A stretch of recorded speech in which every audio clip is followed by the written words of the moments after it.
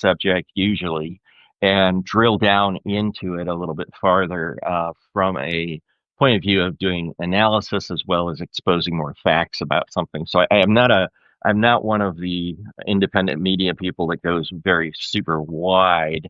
I go more narrow and down into the down into the hole, if you will. Sometimes I get lost down there and I need to claw my way back to daylight. But my background, just for those that are interested, just very casually, my background is in well, first of all, it's in business, and then secondly, I'd say I have a strong background in the history, political science, sociology, and economics. So those are my four areas of where I spend my time. These days, I am no longer in the day-to-day grind of the corporate business world. I decided to exit that. So, in any case, with that in mind, I'd like to also go here to Nick first and just say, hey, if you can introduce yourself, tell our audience who you are. Hi, Isabel, and just give us a little bit of a quick introduction as to why you're doing this, why Banner and Backbone exists, and what you're trying to accomplish. And then I'm going to hand it over to Larry Lawrence, excuse me, after that, and let you guys expound on that. But go ahead, Nick, if you would.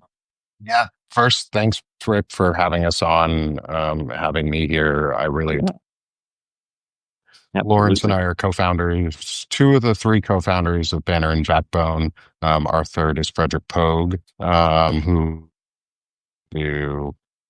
if you haven't met him, Oh, he'll be I've been on it around at at least, yeah. some point.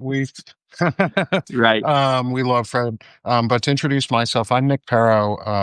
I host the publication Sick of This Shit with Nick. It is a Love that poetry-based show. publication. Um, and it's actually my mental health journey. It's also my political views and my just daily ramblings. I do live videos there, but it's the biggest thing is the poetry for me. Is I write political, Right. social, mental health related, patriotic poetry, and I'm healing myself through it or trying to, and I'm chronicling my journeys of like fibromyalgia and things like that. But where I came from was I originally studied music theory and composition at Carnegie Mellon University.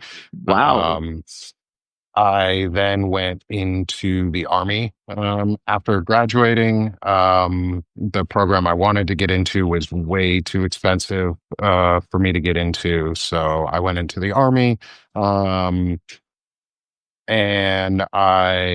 so I enlisted. I did not go the officer route. I enlisted. I went into the intelligence field, learned how to be an interrogator, um, and met my wife in the Army. Wow. Very cool. And then from there, got out, went into truck driving for a little while I got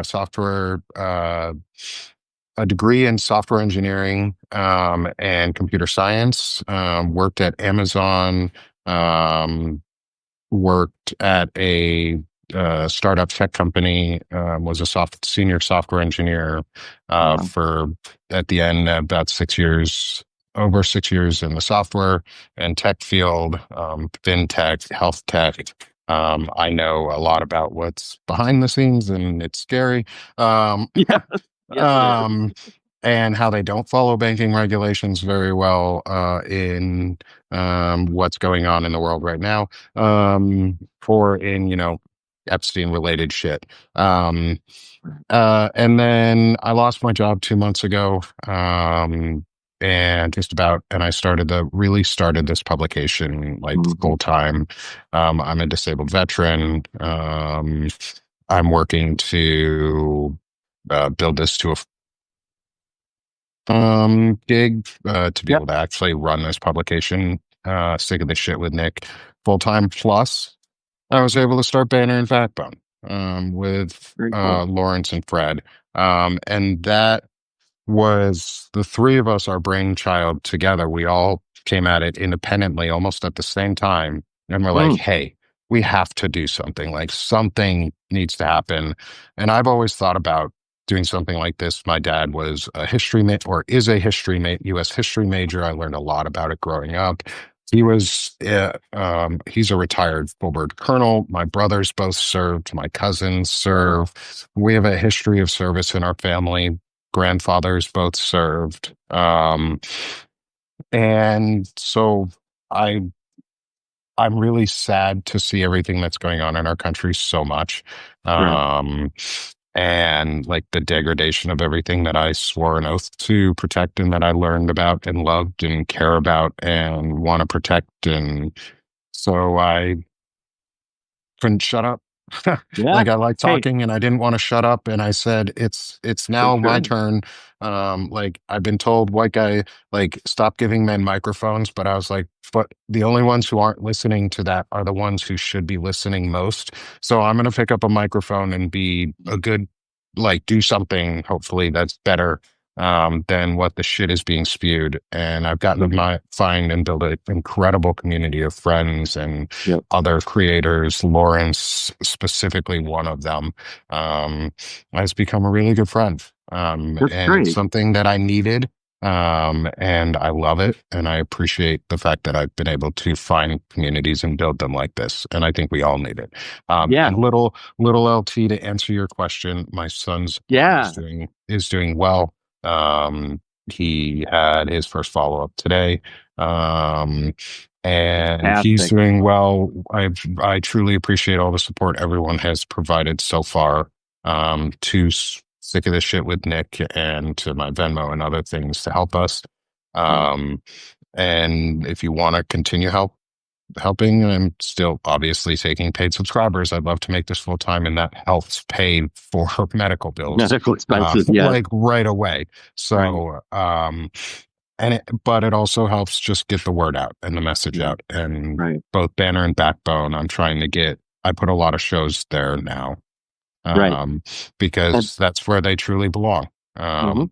And I want to make sure, and that's really where I got came from in all of this. And I'm going to hand over to Lawrence Yeah. um, before anyone gets to ask any questions. Hand it over to Lawrence. That's you. Boom. All right. Nobody dig We'll into my come life. back to you. Okay. Oh, sorry Hey, about that. Lawrence, Yeah, please pick it up there. yeah, sure thing. Well, Rick, thanks for having us. It's Yeah. great to finally meet you. I've watched your shows, and yeah, I have been keeping track of you. It's great to finally be on. I'm Yes, it Lawrence is for me too. Witterman. Yeah. So I currently live in Fort Wayne, Indiana. I lived on the West Coast in Seattle and LA for the last 30 years. Recently moved Wow. back home to kind of help take care of my mom as she gets older. Same Um, situation here, Lawrence. yeah, it's a bit of a culture shock going It is. from West Coast to Seattle to Midwest. here. Yeah. Yeah, Yeah. yeah. So uh, I spent my career as in the tech industry as like a project and program manager, Oh, yeah. working on website build out stuff, e-commerce, content Uh-huh. management, content strategy, kind of all that stuff. Um, and uh, and I joined Substack 5 months ago with my best friend Dana Dubois. We are the co-founders of Gen XE. We're both Generation X, and so we're really kind of focused Yeah. on that because we're both at the. You too, Rick? Okay, Oh, yeah. awesome. Like I don't know about 68. you, but yeah, we're at the point in our careers where we're really seeing the impact of AI rolling out, right? Yeah, for sure. And the way that it's kind of changing the job landscape out there. It's a For sure. disastrous job market. Um, Yes, it is. so we started Gen XE just as on kind of a lark. We're both writers. We both, love to produce content. I also started my own Substack called Lawrence Winterman Science Fiction, where I published my science Ah, fiction work. I very cool. I didn't intend to only write queer science fiction, but as a gay dude who grew up reading sci-fi and kind of never seeing myself represented in science fiction, Yep. I guess I just kind of have a lot of stories that I want to tell. They all happen to be science fiction. Um, Great.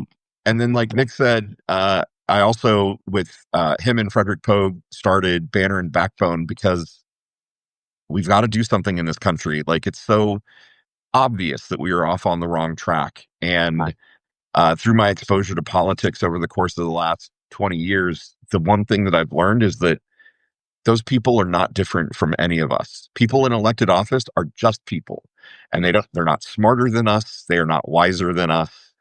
They just happen to get themselves elected to something. And so, Right. I think we're out here putting some ideas out into the field and trying to encourage people to action, because that's what it's going to take. It's going to take all of us, rising up together and saying that we need to make a change. For So sure. yeah, so that's me. Okay. Well, that's great. And that's a good segue for me a little bit. And I've read a couple of the things that you posted, and I have to admit, just for the record here, so you have the background, I am not as caught up on video as I should be. I have to juggle my time reading probably 15, 20 Substack authors in a day, and all the other media stuff that I consume to keep my articles coming out. So I'm a pretty busy guy too, for that. But the videos I think you guys have done where I have seen you, I love them. I love, both you guys, and when you get on with people and just, start the discussion, things really roll really well. So I'm Thank you. grateful for that. Yeah. Thanks. So yeah. So you talked about this thing I call, or you called, reviving the founder's spirit, right?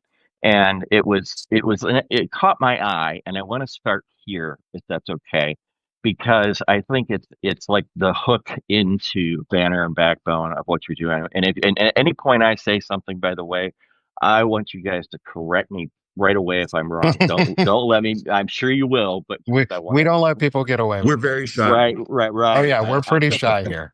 I figured, I figured that, but it caught my eye because of this, right? I kind of rotate, uh, reading different biographies of different people through history in both America and in the world. And I just happened to land recently on the kind of what I'll call the authoritative, uh, at least recent, Pulitzer Prize, John Meacham, Thomas Jefferson and the Art of Power. And I was reading his biography, and in it he talks very much. Jefferson talks very much about that we look back at our founding fathers and have a kind of sacred pedestal that we put them on, and yet Jefferson, in his own words, when he was after he had been president, after he had sort of retired to Monticello, he said to John Adams in multiple letters, he said things to the effect of, look, we've got to teach that next generation that this is not sacred stuff. There's nothing about the Constitution that is magical. It is about people trying to solve problems in real time.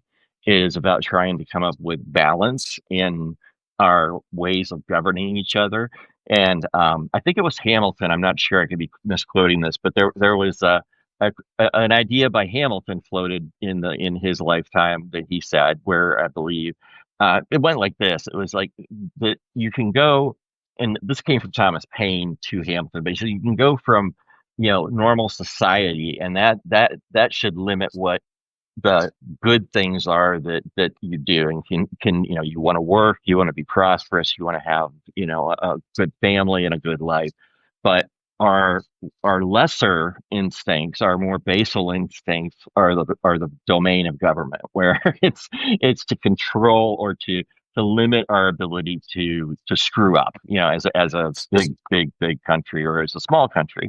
And I thought that was interesting. So my question, and I'll throw this out to either of you, is what in Banner and Backbone's mind, how do you see us going from what I'll say is the current state, which I think will require you to give me a little bit of your views of the current state in our country, and how do we actually, instead of in the theoretical sense, in the practical sense, start that journey or resume that journey of re-engagement of people, of getting the basics down, because that's what caught my eye for sure, and then advancing to incremental successes, so that we get back to being able to even think about modifying the Constitution, or the things that you guys listed, which we can talk about those individually and separately. But how do we begin this journey of getting people all kind of pointed in the right direction when it's like herding cats? And I'll throw it out to either one of you that wants to take it. If you want to go, Lawrence, first, I would appreciate it. Maybe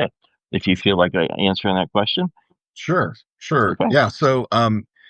So we just published an article. One of our banners, banner number 6, is this idea that the Constitution must be amended, right? Right. And I think it's important to kind of ground that in historical context of, the framers, when they were writing the Constitution, they were doing it because the Articles of Confederation had failed, right? Yeah. Like the Big time. 8 years, the 10 years after the Revolutionary War, the United States existed, but it was governed for 8 of those under the Articles of Confederation, which sucked. Like, they were too inflexible. Every state was kind of like its own country, right? They levied tariffs and taxes on each other. It had to be unanimous. All 13 states had to agree on something for a change. Right. They couldn't tax there was no central government that could levy taxes to raise a military, right? When Shays' Rebellion happened, there was no army that could actually address the uprising. And so they were looking at and saying basically like, oh, we need a system that has a strong central government that has checks and balances across the 3 branches, but also that can be amended, that can be fixed, like, and they're great quotes from the time. Jefferson sort of notoriously said, we should probably throw out the Constitution every 19 years and start over, Yeah, right? the natural law. Right. Yeah, it was. Exactly. He got that from France when he was over there as the Yeah. ambassador. Yeah, The exactly. French. And if you look at the span of history from the adoption, so first of all, if you want a great book about the ratification of the Constitution, it's called Ratification by Pauline Maier. It's fascinating. The fight the political fight that happened to ratify the Constitution. I was going to say they put the modern day to shame. They don't, because we're kind of shameless right now. But like, Yeah. the vitriol, right? Like the anger, the Federalist versus anti-Federalist, like it is worthy of drama, and kind of miraculous that the Constitution got ratified. But in the time period since the Constitution was ratified, to basically the 70s, it was amended 27 times, basically once every 8 years. And I think, Rick, to answer your question, one of the ways I don't think it's like, can we get people engaged and then talk about amendments to add to the Constitution? I think we talk about the amendments now. Okay. I think if you went to the public and said, we want to pass an amendment that says that anyone in the government can't trade stocks or cryptocurrencies, I bet you get a lot of people who want to sign up for that amendment right away, right? You bet.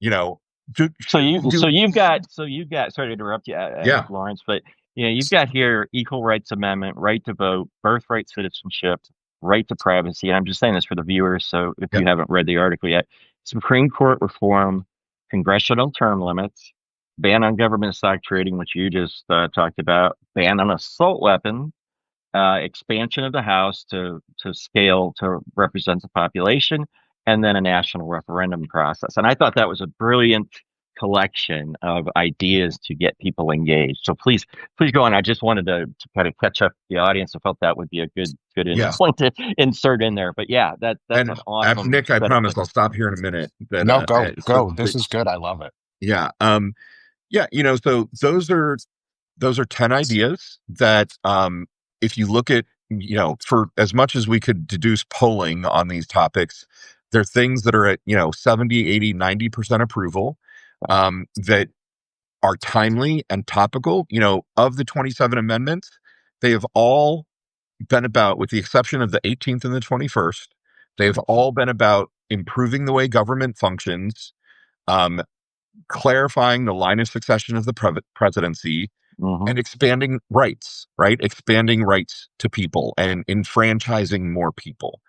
And so these are 10 ideas that we've got for things that address pretty obvious needs, right? Like, Right. you know, uh, the idea of expanding the House so that it is no longer locked to just 435. That was set in 1929 just through regular congressional act. Right. Um, Clearly, that size doesn't work for us anymore because when you don't have full popular representation of the House of Representatives, you're leaving out voices. Smaller House districts would mean that we could get a greater diversity of ideas and party representation into the government. Would maybe make it a bit more parliamentary, where there needed to be alliances between similar thinking groups to get anything done. I would probably increase collaboration, not reduce it.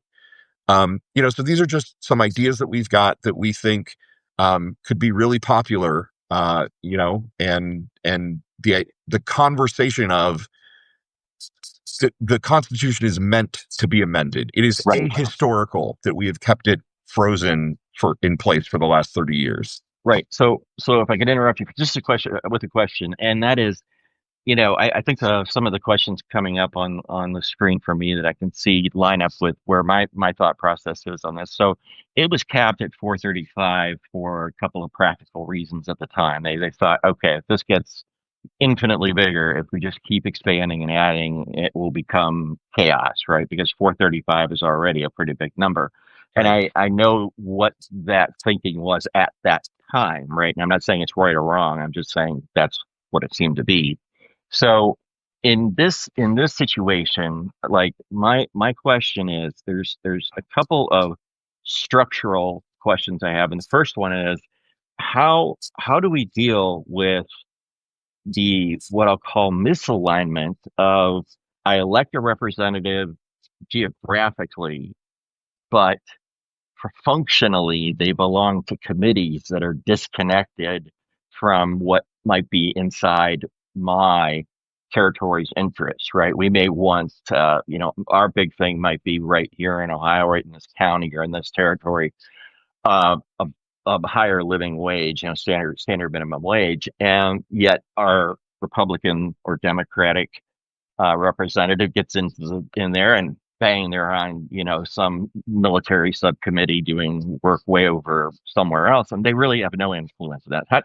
How do you see that reconciliation process happening so that we do get more parallel or aligned with the people that come from our districts representing the interests of our districts? Because today I think people feel so disconnected. I know I do. I know everybody I talk to does. Feels like, yeah, I'll go check whatever damn box I've got on the ballot as long as it's I vote party line on it. It's a D. I don't know who they are. I don't give a shit. It just, all I know is I've seen them bashing each other on the TV for the last month and a half, or asking for money in the election cycle. Yeah. So how does that start to come together in your mind, that this misalignment between committee assignment and representing your district, to put it more on the representation side? Yeah. Well, I've got ideas, but Nick, I've been dominating the microphone, so you go. Yeah, Nick. Well, hey, I'll go. I'll take this for a second yeah, too. I do want to hear Lawrence's thoughts on this for the yeah. ideas.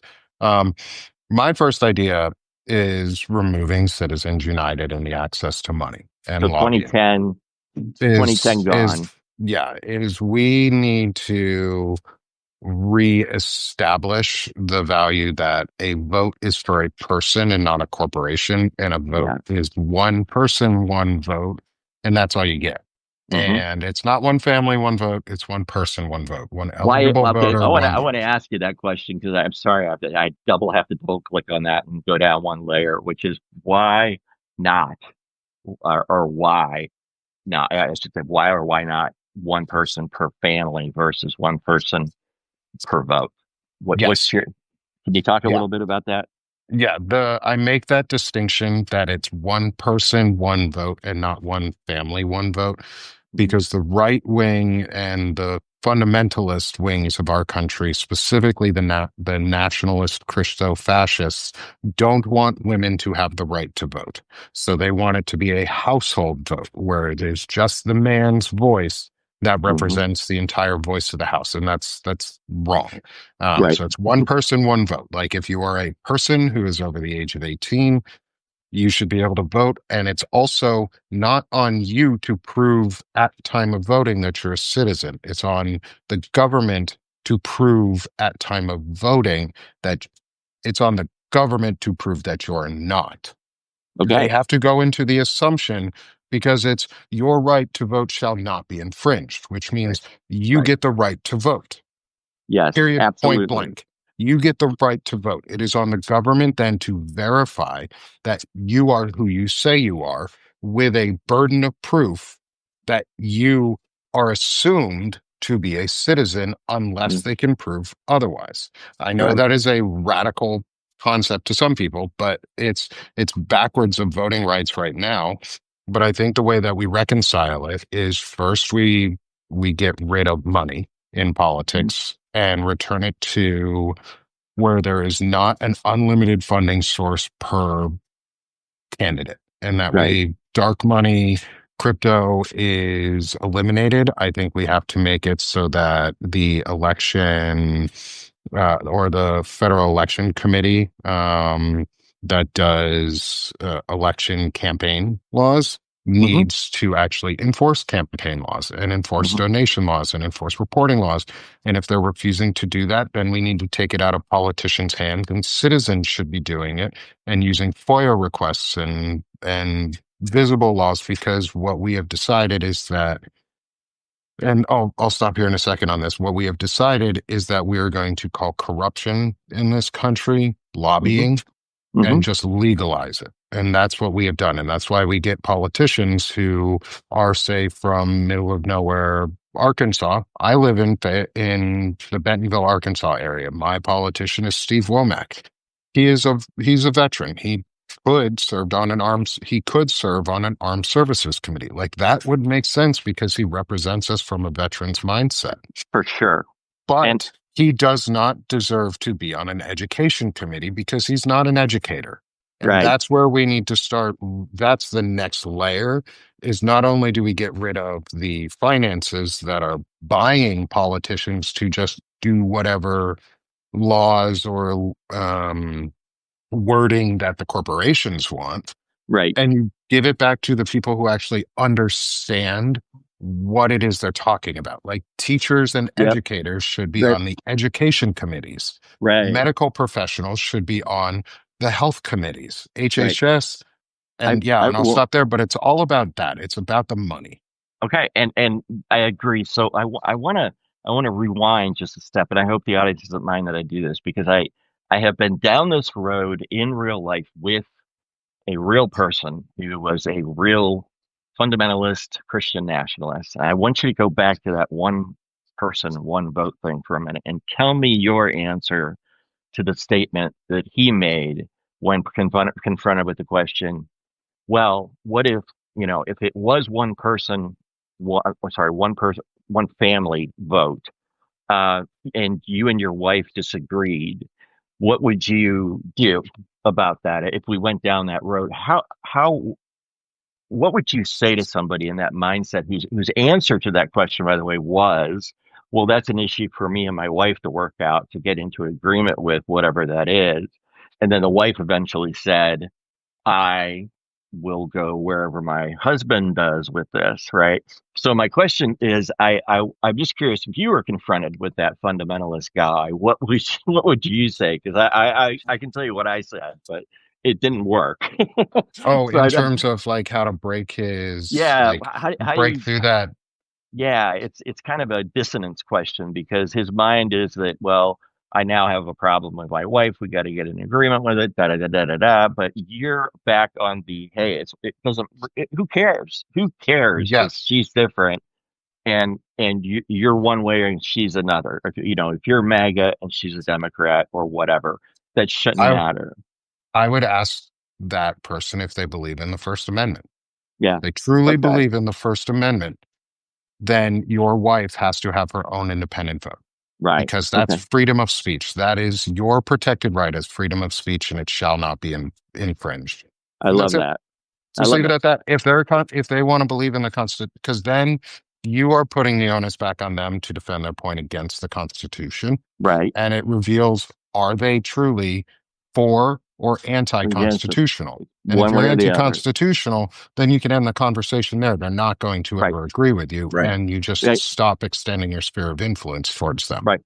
I think there's a rule that I have formed, and I'm not the originator of it. It was actually came from Mehdi Hassan, and it's that he just doesn't debate fascists, right? If you're if you're a person who ultimately wants one ruler, one thing, all of these one uh, in the sequence of events, and you really are only voting your king into power, then there's nothing to talk about because Right. It's they don't have really anything to talk with you l- about except to argue the point. I'm glad you last said thing that on because this, Florence, before I you don't speak. know that I could keep my calm in that conversation, Rick. Like honestly, like And like Lawrence, I applaud you for talking to that person and and trying to change some minds. But yeah, I think that person has such a different worldview from me that I'm not sure how I could communicate with them. Right? Right.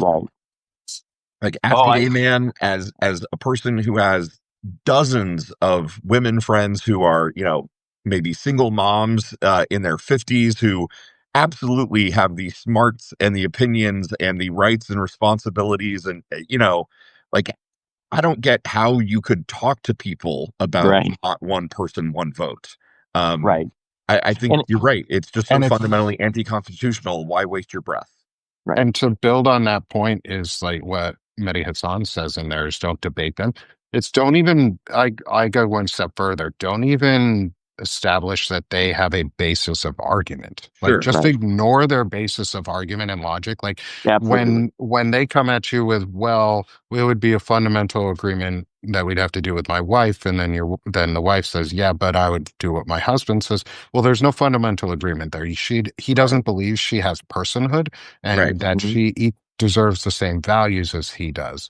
That's a And great so point. Yeah. Yeah. we end the conversation Match the heart we button there. yeah, Yeah. we end the framing of the conversation, and I've Yeah. started, and we talk about this a lot on Banner and Backbone, is we frame it from a progressive and Mhm. pro-constitutional mindset without needing to worry about the baggage of right-wing people coming at me. Like, I don't Right. care if right-wing people come at me when I say one person, one vote, because women are people too, and they deserve equal rights to vote, just like you and me, because Mhm. that's what the Constitution says, and that's what the First Amendment says, is they have the freedom to express their voice in the best way, and the only way that we can express our voices politically is through a vote. Right. And Okay. So that's can't awesome, and stop I that. and I got it, and I love it. So that's really a helpful answer from both of you. I Yeah. appreciate it. The other side of that comment that you were starting to go into was around aligning people with particular skills. If I'm a vet and I want to run armed services committee, or I'm an education committee, that kind of lineup has to and does require a disconnection.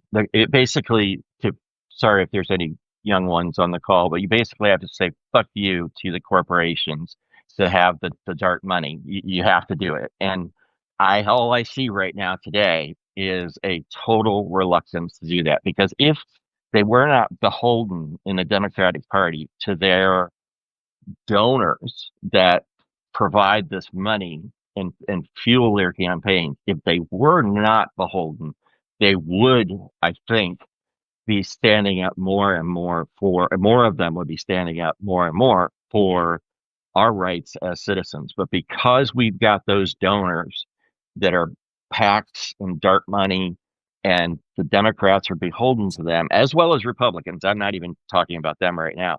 I'm saying about there is an internal rage going on in this country, and it's boiling right under the surface, Hmm. that is about the fact that the Democrats haven't done jack shit except AOC, Sanders, Crockett, the guy from Murphy, and probably Pritzker, Yeah. Newsom. Yeah. I can keep Yeah. going down that list. There is.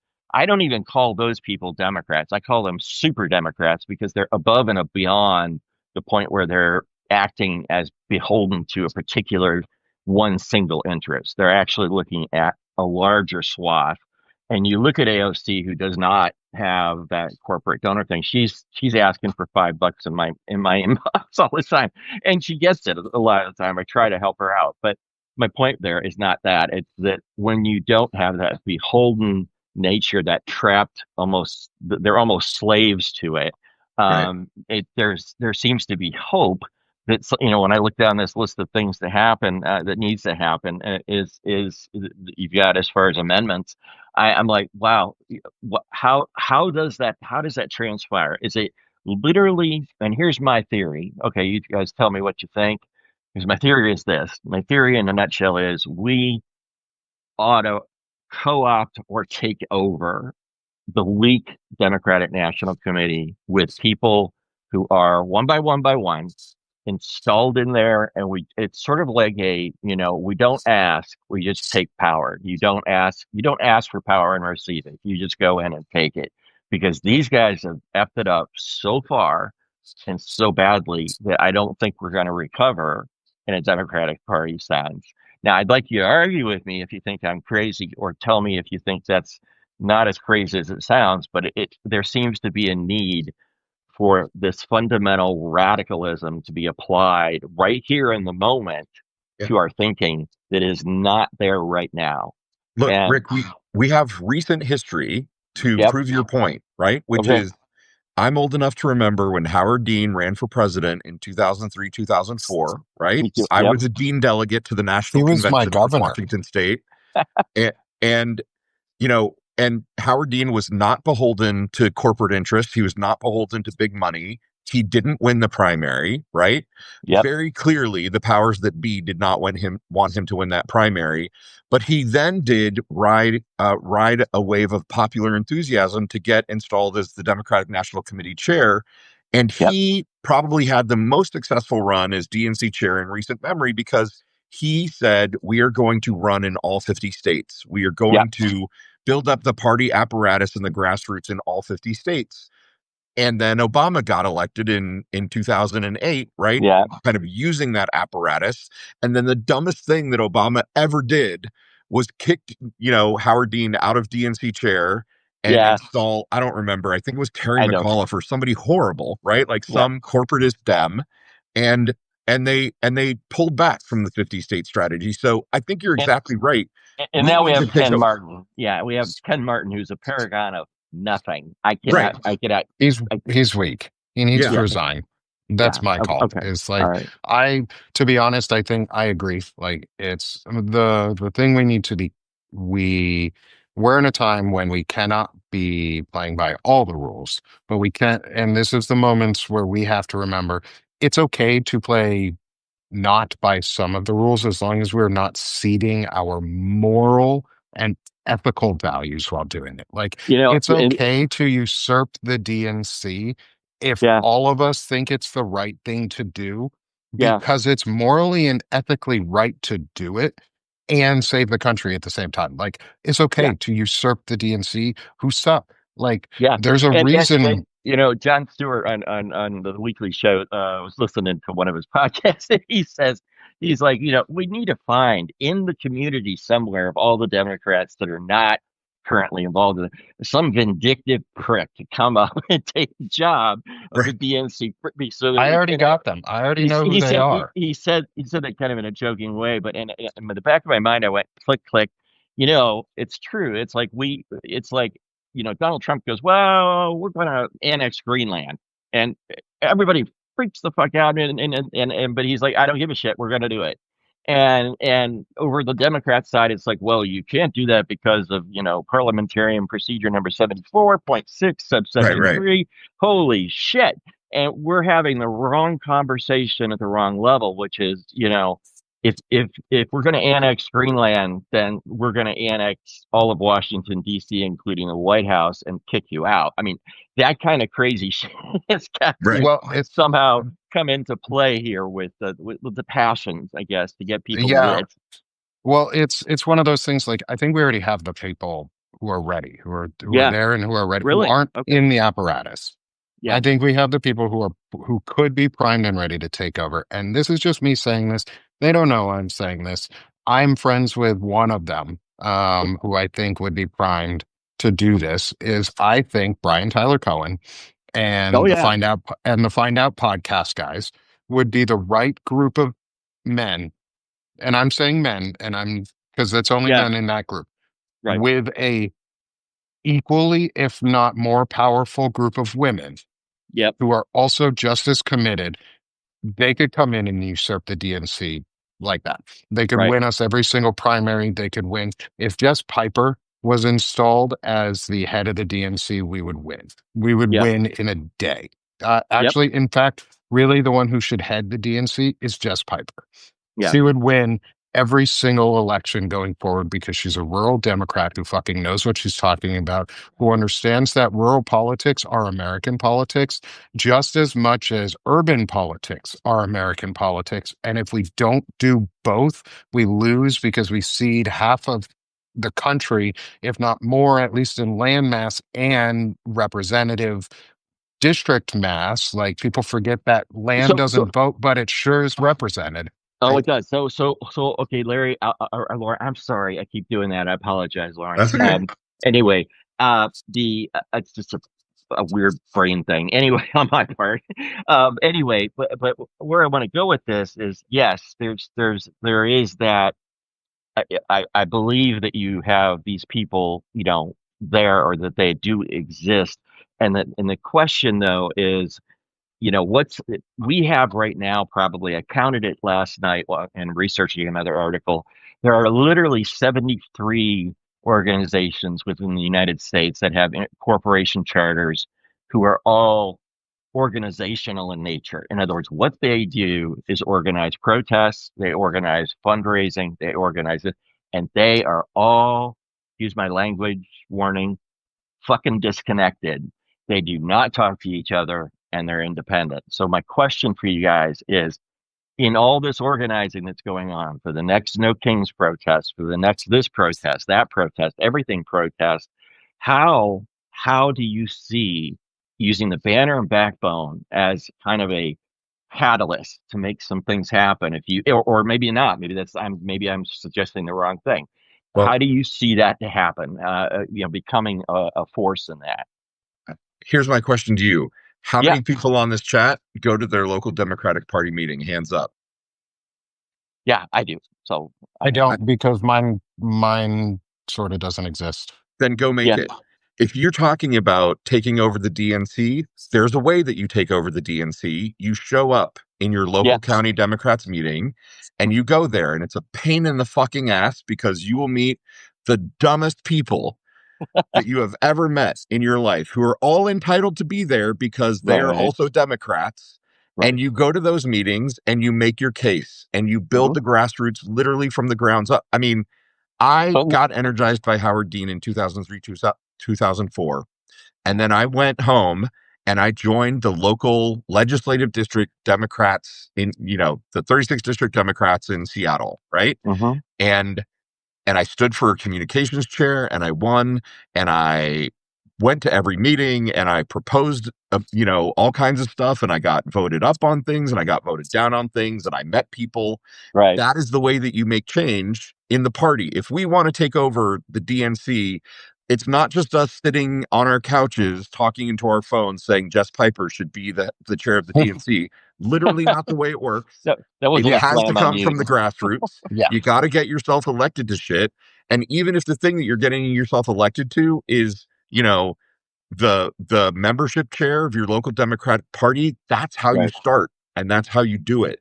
So, Lawrence, And with that, I'm sorry, just have to ask a coda question to that, which is, do you do you see when that happens, though, a inhibitor to the speed that is necessary in this moment in American politics? In other words, Yeah, are we heading too fast towards fascism we're already at completely? fascism. right. I mean, right? Are we? There's layers, right? The cake is multi-layered. So there's Yes, but we're fascism already light, and at fascism. right. So the question is, that thing you talked about, Lawrence, was a time bound thing, and I Yeah. get it, We but we've got to it hold two different ideas in our heads at the same time, right? Which okay, is, yeah, if we are going to empower if we're going to steer the Democratic Party in a way that we think it needs to be steered, we've got to show up to those meetings and make it Yeah. happen, right? Yep.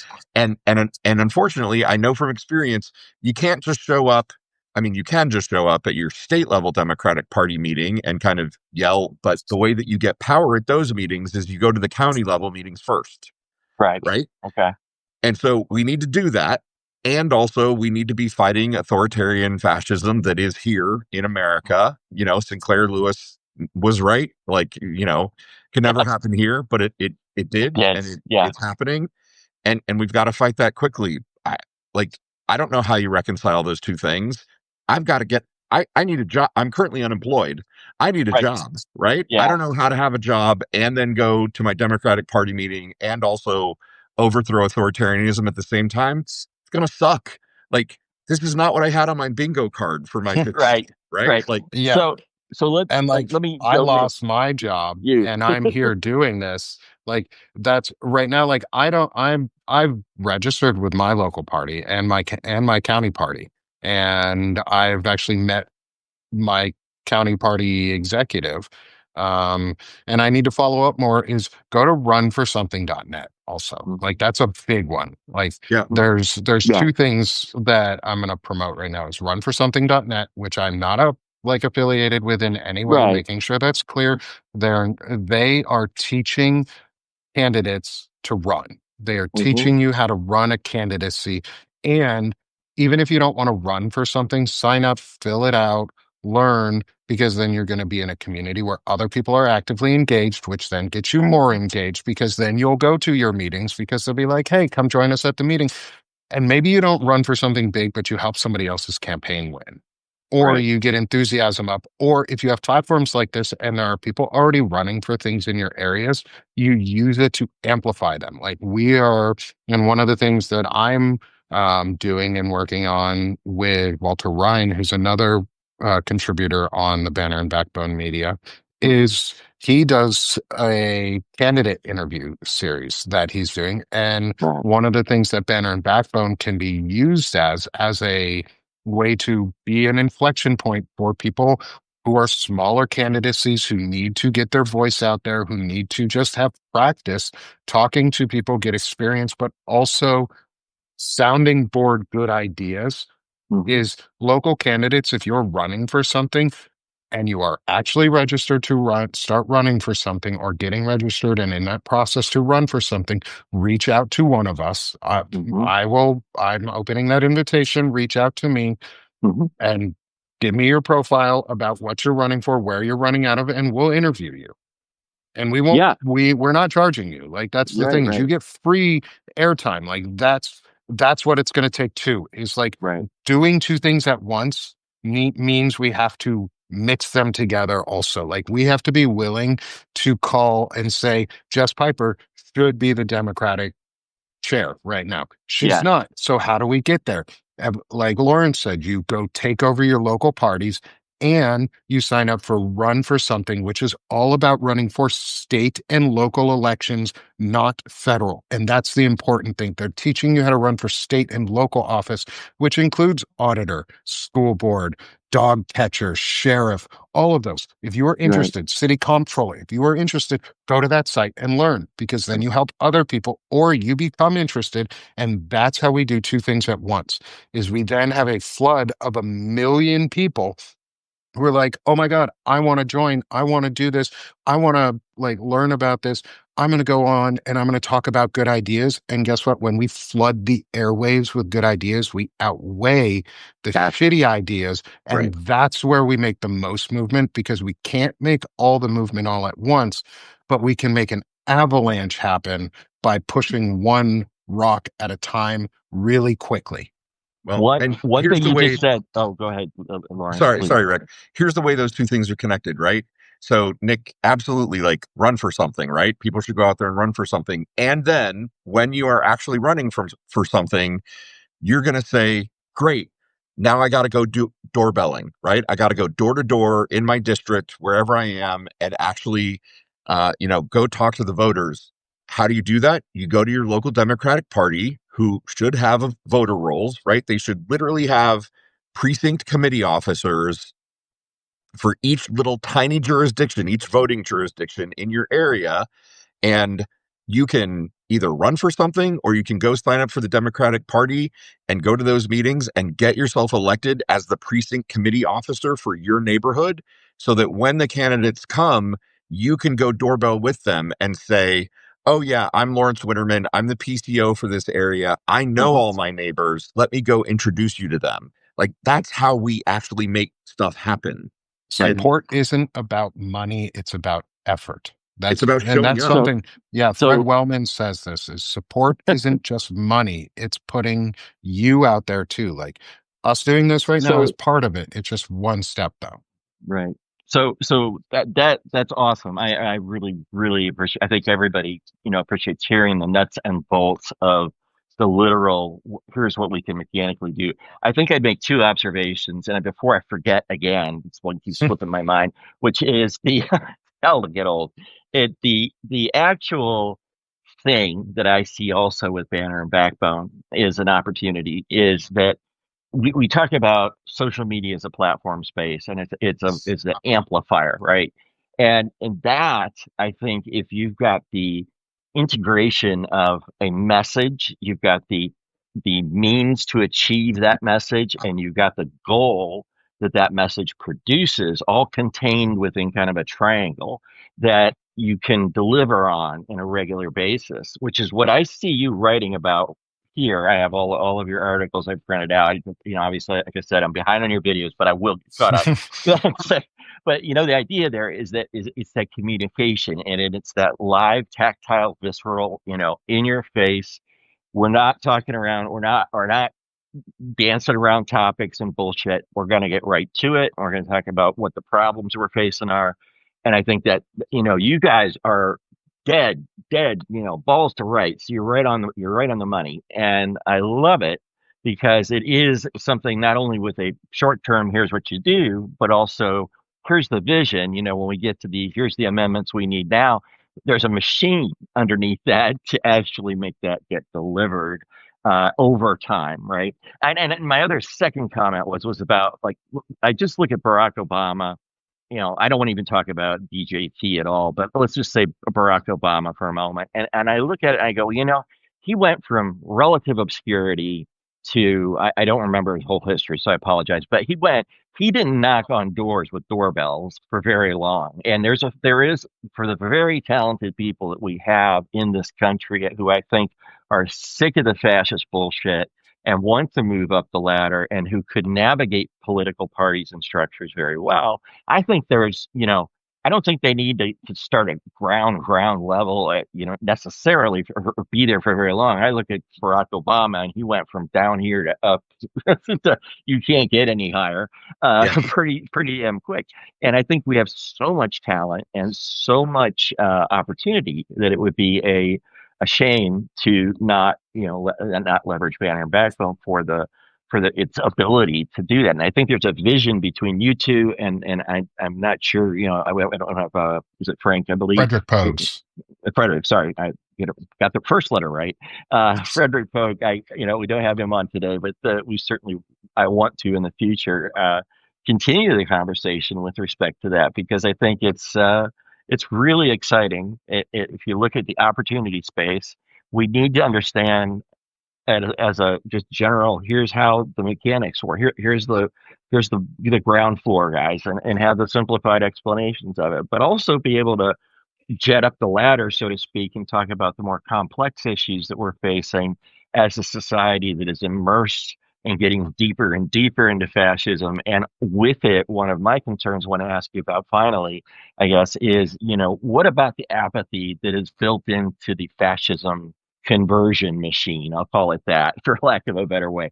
In my mind, there is when we go into fascism, when you look at the way Trump runs and the way all of his cronies, speak wonderful things about him in the cabinet meetings, there is an inner checkout going on in everybody's mind that cannot swallow this. That we're just getting more and more distant.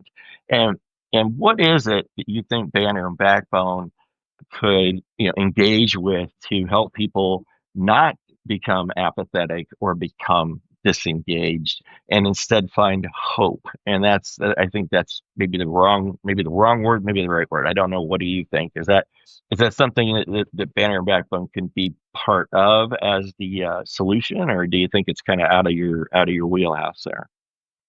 I'll say just from me is Yeah. I don't think Banner and Backbone is a tool to represent hope. I think it's a tool to represent courage, Okay. which are distinctly different in this. Is Mhm.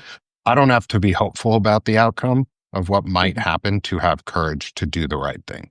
And I Right. think that's what we need right now is one of our main and our core ideals that we have is this ethos of rise, which is Right. restoring integrity, service, and ethics in the American ethos. And Right.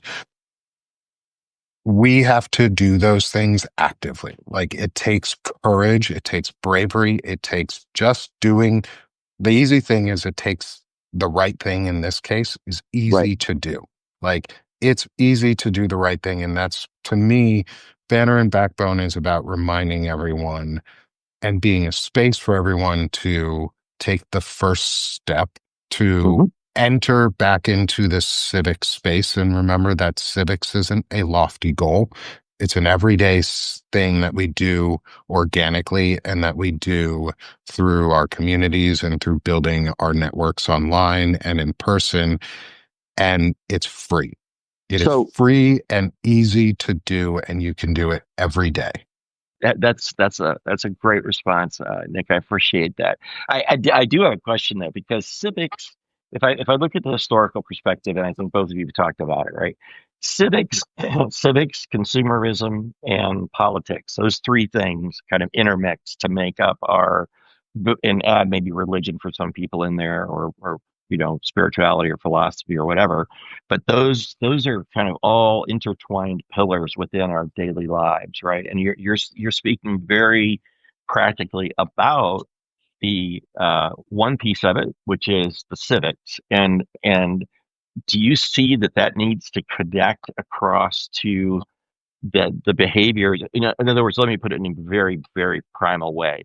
People are self-interested animals, right? Yes. We are that in civics can kind of seem abstract. I'll be honest with you. When I hear it, I, I, I, I believe you. I know exactly what you're talking about, but I'm not emotionally tethered to it yet. So Yeah. that's what my question is how do I get from where I am, and maybe the viewers have the same feeling, to where we need to go, and then I'll maybe close on that question for today since we're a little bit over. But I Yeah. just want to get your thoughts on that. I don't know that this is necessarily 100% answer to your question, but we've got two phrases that we tend to say a lot, right? Yep. Anti-constitutional and anti-human. And those are, kind of negative phrases, but it's Right. a really clarifying way of thinking about things. Yep. And, is the thing that people are talking about doing, is it constitutional or anti-constitutional? Yeah. Clearly we should reject what is anti-constitutional. Sure. And then is what we're talking about for humans and human sovereignty, or is it anti human? And I think if you look at RFK Jr., for example, he's clearly advocating anti human policies. Like, I don't know what else you would call them other than being, against human survival and human best interest. Yeah. And I think if we can kind of focus in on those concepts as a Mhm. way of getting people just a simple rubric. Is it anti-constitutional and is it anti-human? And if it Right. is, don't do it. We shouldn't do Right. that, you know? And I think maybe we could use that rubric as the way of connecting with people who might feel like they're powerless or they don't have connection to that courage that Nick was talking about, Yeah. where they And can that then that decide, like, yeah, you know what, I don't want to be anti-human. I want to show up for human life and human right. sovereignty. I want to Right. do the constitutional thing. And maybe that helps kind of connect people to the mission and the idea that they can step up and be active and push away that cynicism that you're talking Hmm. about, Rick. Yeah. Yeah. I mean, And it's, and if I'm being unfair in labeling it like that, I want you to call me out on it too. But I'm just No, giving I you a perspective, and yeah. so No, no, I think, and go ahead, Lawrence. well, there's absolutely apathy in this country, right? We have trained people for generations now, for decades now, that government doesn't work, right? The Republican Right. message is that government doesn't work, and then they get themselves elected and they prove it time and time and time Right. again. And so Hmm. people lose faith, people lose the hope that they have any ability to change the system. And yeah, we need to, wake people up. I don't want to sound woke, but we need to wake people up and get them Why? Why connected. not? Shit. Yeah, get them Get to connected to sleep. the, yeah, no, I'm joking. I'm happy to be woke. Right. Um, just get people connected to the idea that they do have power, right? Yeah.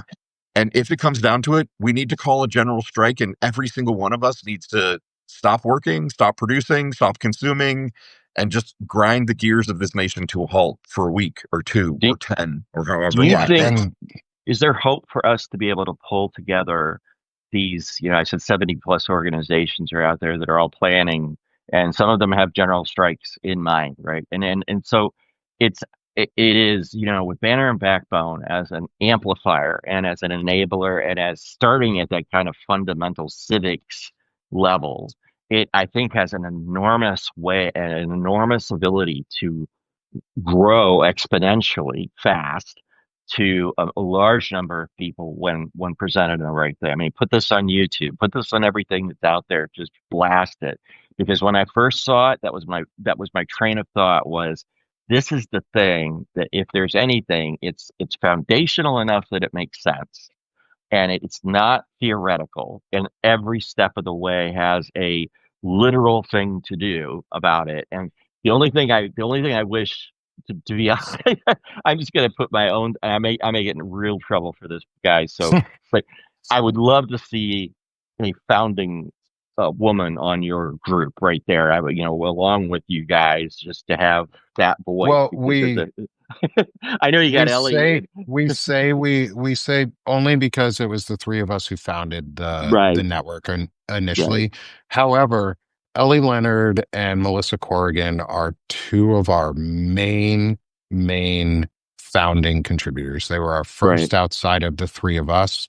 They have been a huge part of the network and Yeah, I the group. love the And work of both they Melissa do. and Melissa does an incredible amount of work talking about organizing around organizing and supporting organizing and setting it up. And that's where at the beginning, one of the things we talked about is it's not only a media company and a media group for us, but it's also going to be and has started out as our first mission was, is a way to get people engaged and support and donate money. And it's a Yep. platform to also donate and amplify your voices through small dollar donations without us being affiliated with the DNC. Like I don't have a DNC message. I never will. I never want to, unless Yeah. it's a DNC that I do myself. Like unless it's Jess Piper coming and being like, "Hey, you want to be part of this and messaging?" Then I might be like, "Yeah, sure. I'll do Yeah. some DNC messaging Sign because me it'll up. be my messaging." Right. Um, but like And the other the thought thing is, I want to go it's ahead. really my last point on that. Sorry, is it's just No. like the re-engagement of civics and and what I think can help bring it home for people is the idea of service.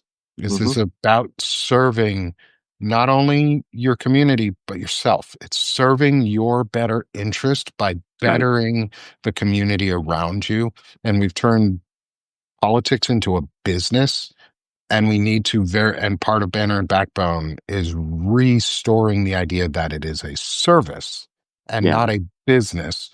And that's where government has its power. And what it does is it Right. serves the people by giving them their needs and protecting them and defending them and caring for them.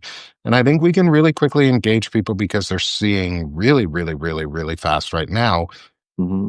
when Republicans are in charge that they don't give a shit about you. No, they don't. And when Republicans are in charge, a majority of Democrats are not going to say anything either. And those people, we get out of our way. We use them as tools and we get rid That of them. that is the equivalent, by the way, Nick, of saying the Democrats are as just as complicit and in not giving a shit about people. And Yeah, they that are. I think that is a message that I If felt they were, change. they would have stopped Trump from coming into office. They They, held that they power. Absolutely. right. There's a Sorry, there's a whole lot we Biden could held do that there. power. I do not forgive Biden. I do not Right. forgive Right. Merrick I think Garland. I I think love Biden, but they could have stopped him. Yeah. Could have stopped him from And coming and prevented this from Right. happening. They It didn't. took courage, and they didn't and have it. and I think the other side of it too, that maybe we should carry over into another discussion if you guys are willing, Hmm. is I'd like to talk about that that whatever happened, right? In other words, I don't want to go through a history lesson of what happened in terms of things, but my biggest idea about this is Democrats right now do not have a single, sorry, swear alert, fucking idea that they're putting down on paper about where we're going to land. It's got to be more. In other words, I've looked at these numbers from the New York Times. The Democratic polling, Democratic Party registration is down enormously. There's huge drops, and the Republicans are up by 30% in the registrations of their members. And I looked at those kind of stats and I say to myself, oh my God, what's happening here is that the Democrats are going to find out really hard way that not, being not Trump is not sufficient Right. to get It's about elected. being for something. It's got to be, you have a message that says this is what we're going to deliver, and it's got to be audacious. It's got to be like gutsy, and I think you guys have a lot of that DNA right in front of me right now, and I'm really honored to have you here, and so that's why I'd like to propose we maybe in a week or so, if you'd like, when it works for your schedule. I don't want to Absolutely. overload you No, guys, but absolutely. if you Yeah. enjoyed this and I enjoyed it, let's do it. Let's do it again. I'd love to Yeah. interview people. I've still got, by the way, I didn't make it through freaking 2 of my questions out of 9. So, There's a lot to talk about. There's a yeah, lot, yeah. I And we're know. talkative people.